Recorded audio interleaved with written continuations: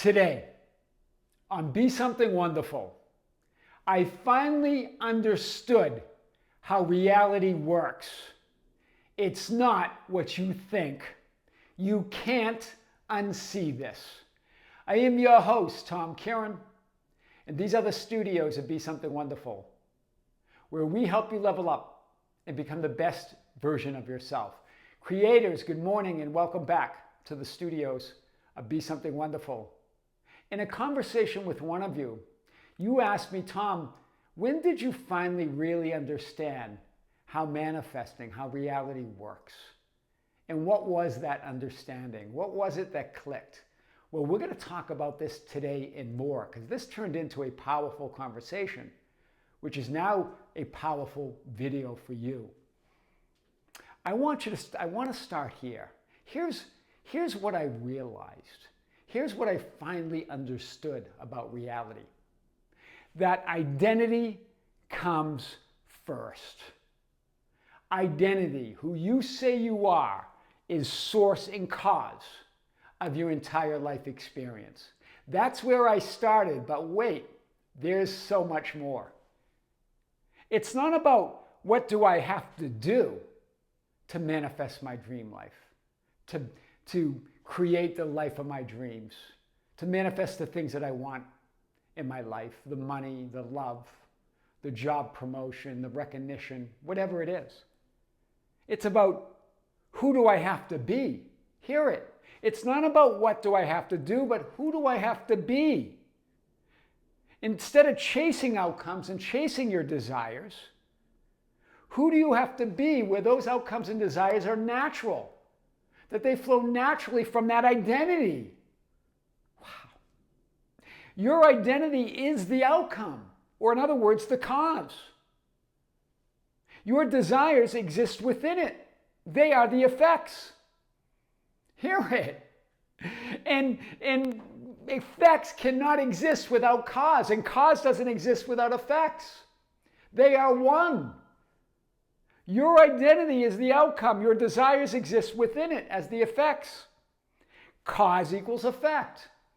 Whether you desire, whatever you desire, whatever, as the ancients would say, whatever you desire, you must already be that identity, hear this, that has it, or you wouldn't even be able to desire it. That's where that comes from when I've often talked about this idea. Why? Because cause equals effect. So whatever you desire, you must already be that identity, because that desire exists within that identity. Or you wouldn't even be able to desire it. Read this again and really get what we're talking about here. The effect, your desires, cannot exist without the cause, you, your identity as source. This is where we started. It is only your insistence on separating cause and effect and making manifesting what you want conditional that keeps you chasing outcomes and feeling unfulfilled. This is true of me.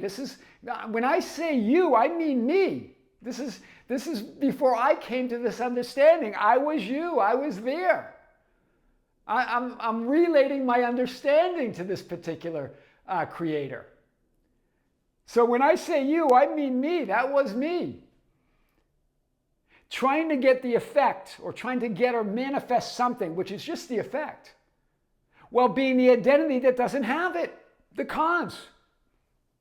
A house divided cannot stand. It cannot happen like that. No matter how many times you affirm or visualize or regulate your nervous system or try to reprogram your subconscious mind, it won't. The identity, you're trying to get or manifest something, some effect, while being the identity, the cause that doesn't have it. Hear this again. Within each identity or cause exists its own desires, its own effects. Cause always equals effect. It's law. So if you desire something, whatever it is, you must be the identity that already has it, or you wouldn't even be able to desire it. It is your insistence on assuming and believing that I am not yet that which I desire to be, that I do not yet have it, that keeps you from seeing it. That's what Neville Goddard meant with his idea that you are already that which you desire to be. And your refusal to believe it is the only reason you don't see it. That's why. Wow. Stay with me here. This is what the ancients were trying to tell us in Mark 11:24. Perhaps the one verse in Scripture that gives you the secret to manifesting anything. Whatever things you ask, in other words, whatever things you choose, because that's what asking is. When you pray, in other words, when you desire them, because that's what praying is. It's already desiring what you already are, because it's that identity. Believe that you receive them. In other words, be aware of being the identity that already has received them, and you will have them. Why? Because cause equals effect. Because within each cause is the effect. Within each effect is the cause. You cannot have one without the other. It's law. Read it again. Now when you look at Mark 11:24, you're going to look at it a lot differently. Whatever things, whatsoever, completely unlimited, limitless. You ask, you choose, because that's what we're talking about here. When you pray, when you desire them, believe that you receive them. In other words, be aware of being the identity that already has them, which that effect or desire exists within that identity. And you will have them because it's law. They also said in Mark 3:25, if a house is divided against itself, that house cannot stand. If a house, source or cause, is divided against itself, it cannot stand. It cannot be separated, in other words, from its effects. Wow. Can't be divided or separated from the effects, from its desires. But that's what you attempt to do. That's what I attempted to do before I understood this. When you desire to be or have something or someone or something, and then believe and assume that you're not it yet or you don't have it yet. A Course in Miracles talks about this idea when they say ideas cannot leave their source, or leave not their source, A Course in Miracles says. It's the same thing. Wow, that's powerful. All techniques, processes, and methods are secondary. I've talked about this idea, but now you're going to really realize it in a whole bigger way. There's secondary causation. Visualizing and imagining outcomes is natural. In other words, the images flow naturally from the identity that's already living it. Those desires exist within that identity. Those images exist within that identity. Desiring is visualizing or imagining desired outcome. That's what desiring is. Make it natural. Make it effortless. It's not about effort and trying. That's the identity of I'm not that identity yet. It contradicts the identity that already is and has it. A house divided cannot stand. All techniques and processes are concessions and permission slips for you to choose and to be aware of the identity you already are and that reality that you already occupy and the desires that are already fulfilled within that identity or reality. Wow. So, no matter how much work you do on yourself, this whole idea of self-concept work, self-image, no matter how many techniques you learn, thoughts you flip, feelings you change, affirmations you repeat, emotions you conjure, nothing changes. This is what I realized. Nothing changes until you move from the identity of I am not yet to I am, to being the law and source of your reality and entire life experience. Not merely practicing the law, trying to apply it to an identity of I am not yet. You're practicing lack. You're not practicing the law. That's what I learned.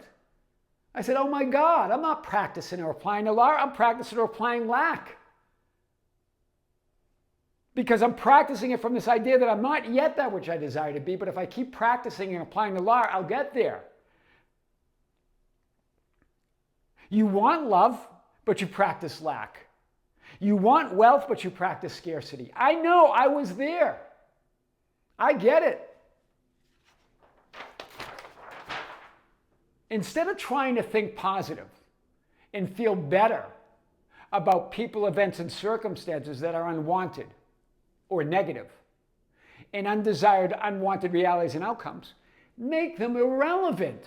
This was a big realization I had. I just make them irrelevant. They're not my reality.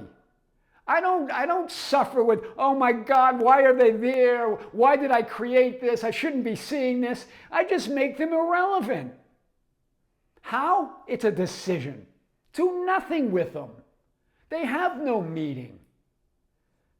They have no power. You're the power. You're the source. Stop the insanity of trying to think and feel better about outcomes and realities that are not your choice. Identities that you no longer are. And that are changing in every moment anyway. Why do anything with them? Trying to think and feel positive is a negative experience. This is talked about in the backwards law. Right? This idea of the backwards law. Trying to think and feel positive is a negative experience. This was really my understanding as I moved through this. Stop trying to change and influence and think positive and feel better about and get rid of or even ignore. The idea of ignoring, I thought, it's not even about that. That's crazy. Why do I need to ignore it? It's not relevant. Trying to ignore it makes it relevant. I'm not even going to ignore it. It's irrelevant, period.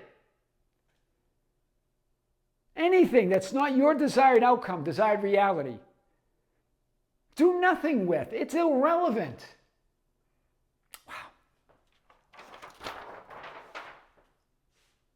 Stop making the present moment and your present identity a placeholder to get somewhere else.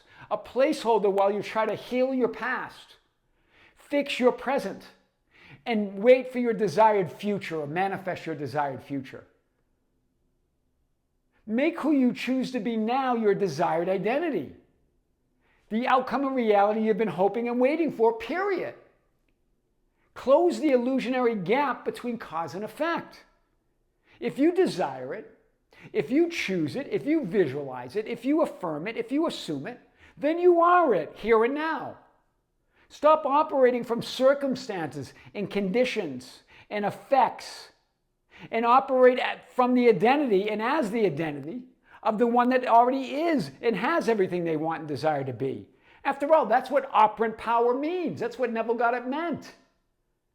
Don't operate from lack, operate from love, operate from fulfillment, operate from being the one and only source there is, was, or ever be.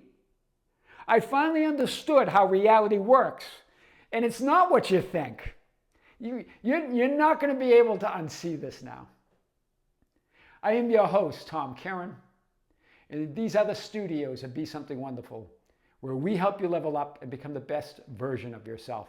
Creators, be sure to check out the Tom Kearin channel. We just have a big video that we just released on that channel, as well as more content coming. Until next time, with great love, with great light and infinite gratitude. This is Tom Kearin here in the studios of Be Something Wonderful.